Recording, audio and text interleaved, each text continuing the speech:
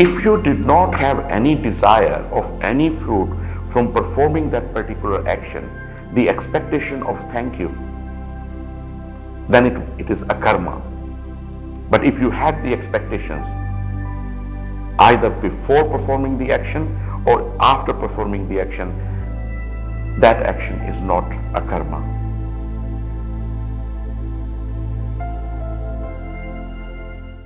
Om Tat Sat. Data yaad hai.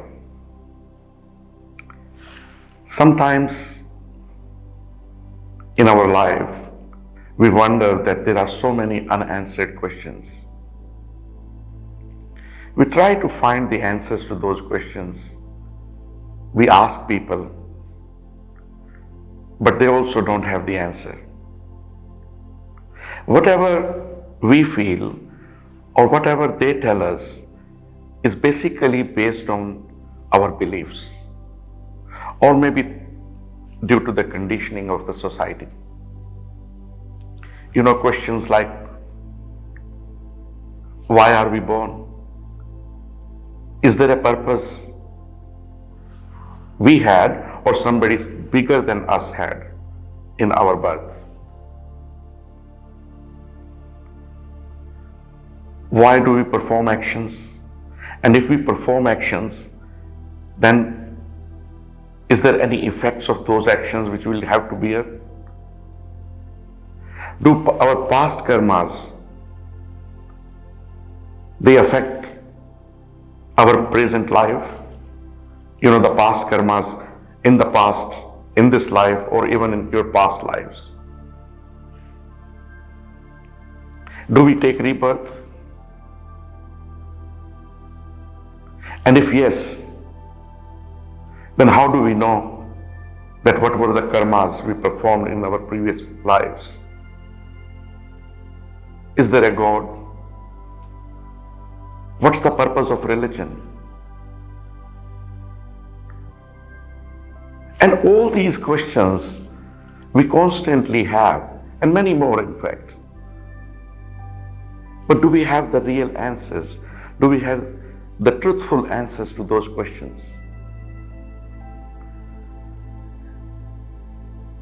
Purpose of life, for example.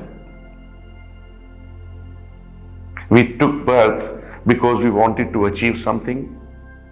There must be some purpose, there must be something, some reason behind anything happening. Is our birth just an accident?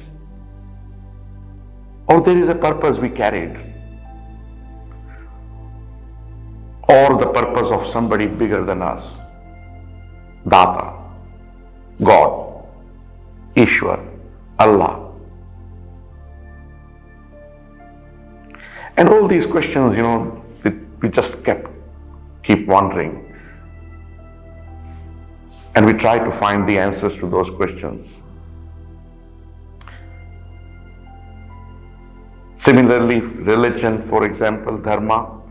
What is the actual Dharma? What is the actual religion of all of us? And what should religion be in terms of taking us somewhere which matches with the purpose of our life, with the purpose of our birth?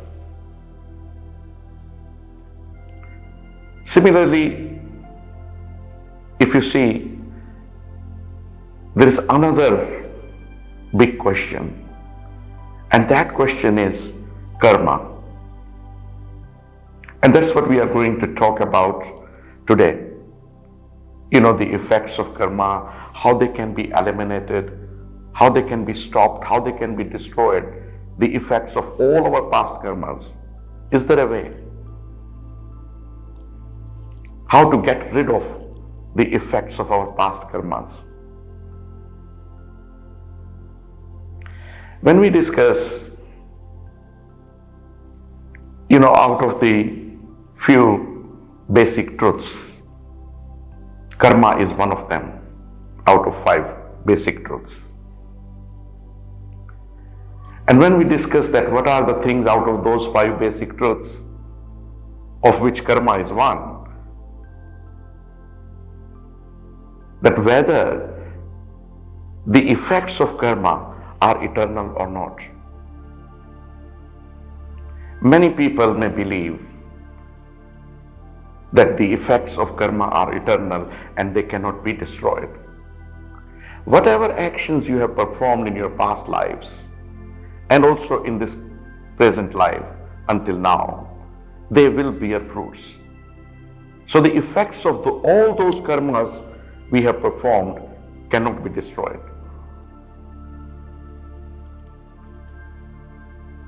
Now, if we think about this, then it means that no matter what we do, we will have to bear the fruits of those karmas which we have performed, in whichever mood, in whichever mode. But that is not true. Karmas are not eternal. Karmas are not eternal. The actions performed in our past, the effects of all of them can be destroyed or eliminated. Let me just first discuss that what are the different modes under which the actions are performed. Actions are performed under the influence of three modes. So there are three modes: mode of goodness, mode of passion, and mode of ignorance. Let's first talk about mode of goodness. How would you identify that an action which you have performed is performed under the mode of goodness? I would say that anything you do, as long as that thing is not harming others and not interfering in his creation, in Data's creation, and number three, which makes your chest grow, which makes you feel happy, which gives you some sort of satisfaction. And it could be anything. It could be helping others. It could be helping the nature, growing trees, cleaning rivers, making the society better, for example. All these actions are actions performed under the mode of goodness. And second type, the mode of passion. When you perform something under the influence of passion, those actions, those karmas can be good, can be bad. You may have any passion, for example. You may have passion for charity. You may have passion for politics, for business, for your job, passion to become richer, passion to dominate others, passion to fight for your nation, for example. It could be anything. And you can perform actions to achieve your passion. And in doing so, you can do actions which can be good or which can be bad. So when you perform actions under the influence of passion, those actions can be good or bad. Good actions, good karmas will bring good fruits for you. And similarly, bad karmas will bear bad fruits for you. The third type is the mode of ignorance. So the actions performed under the influence of ignorance. And when you perform actions under the influence of ignorance, those are generally bad karmas because they are not thoughtful. You haven't considered them. You haven't analyzed them. And you are in ignorance, you are performing all those actions. So mode of goodness, mode of passion, and mode of ignorance. These are the three different types under which any action can be performed. Now let me just talk about what types of karmas are there. How many types of karmas are there? We can perform in different modes, but what are the types? There are three types of karmas. One is sukarma. Sukarma means good karma. As I said before, anything which makes you bigger, anything which gives you satisfaction, happiness, without harming any other thing. Then the second type of karma is vikarma. Vikarma means bad karma. And bad karmas will always bear bad fruits. And third type is akarma. Akarma means no action. Now, how can there be an action which is no action?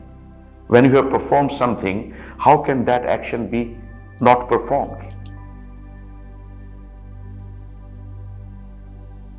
When you do something and you do not have any desire of any fruit from performing that action becomes a karma.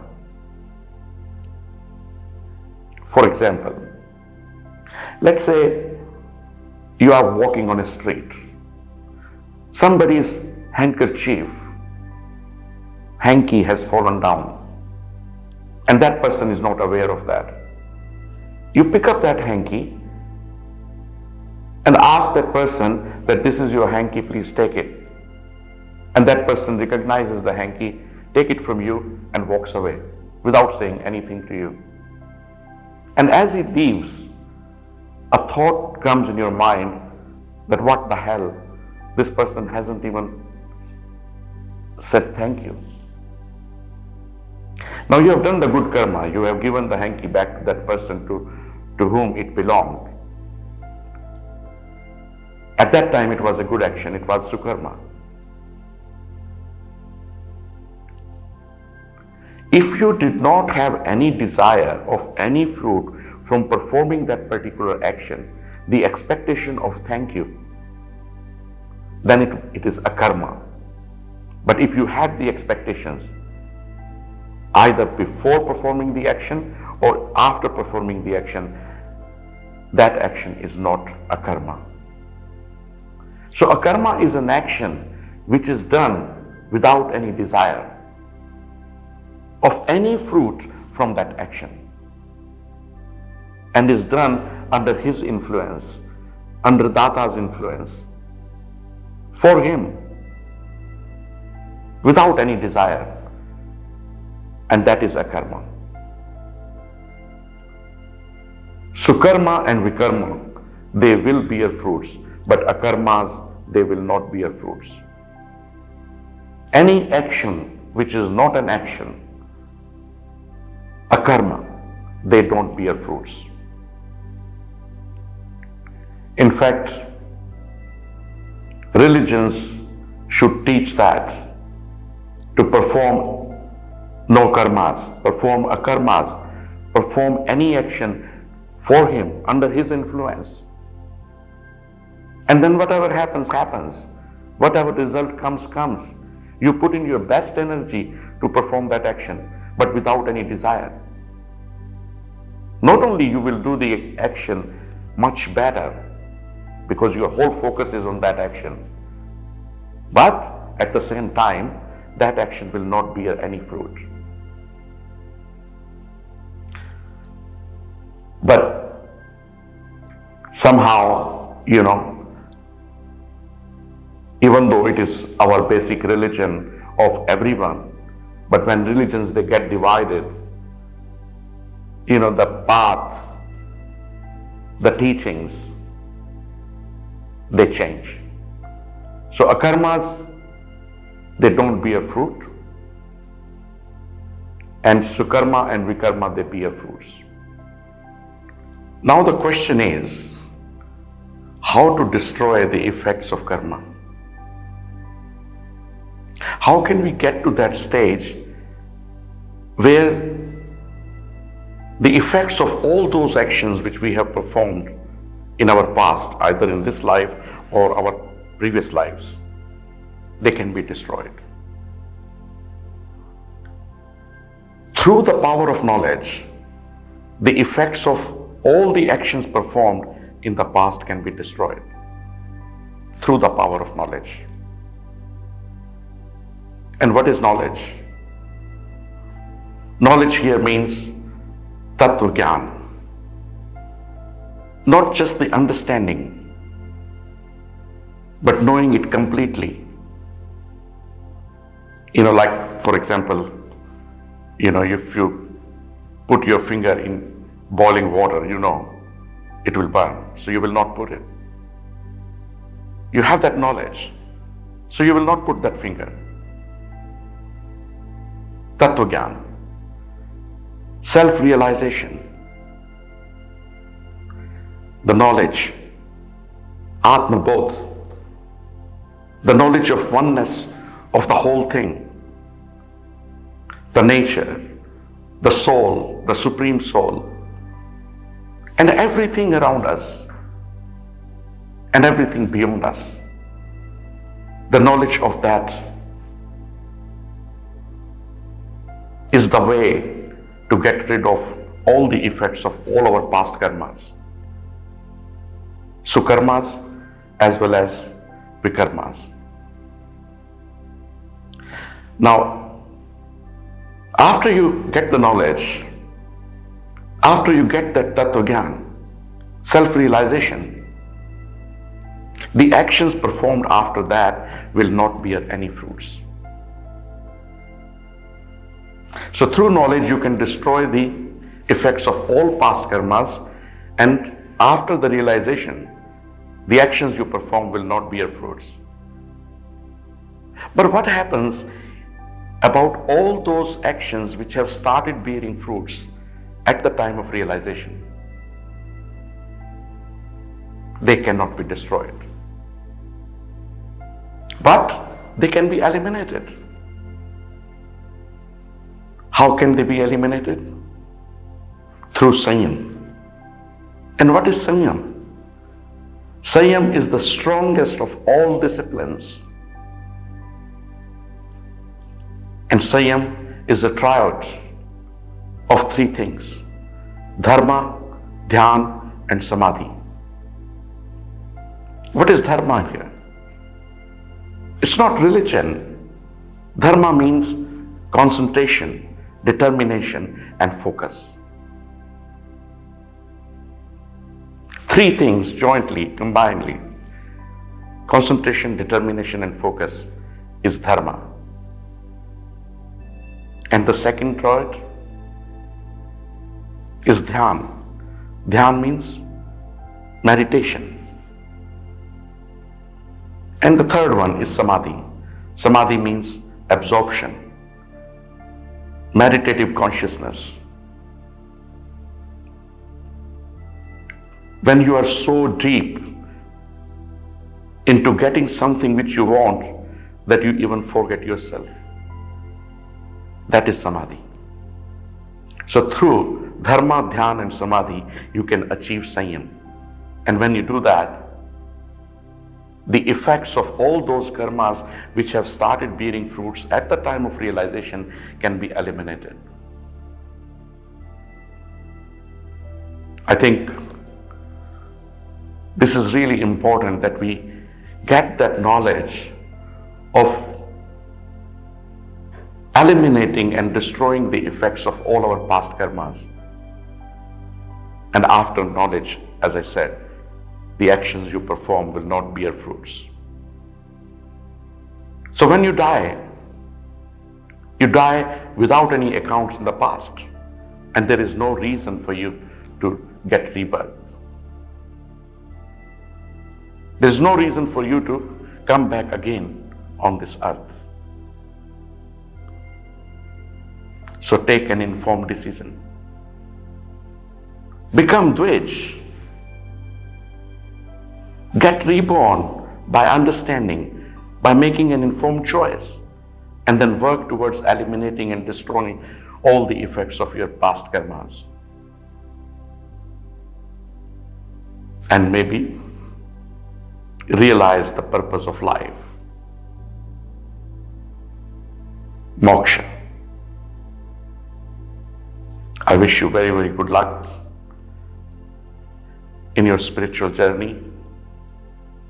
May Data bless you to help you achieve your goal. Om Tat Sat.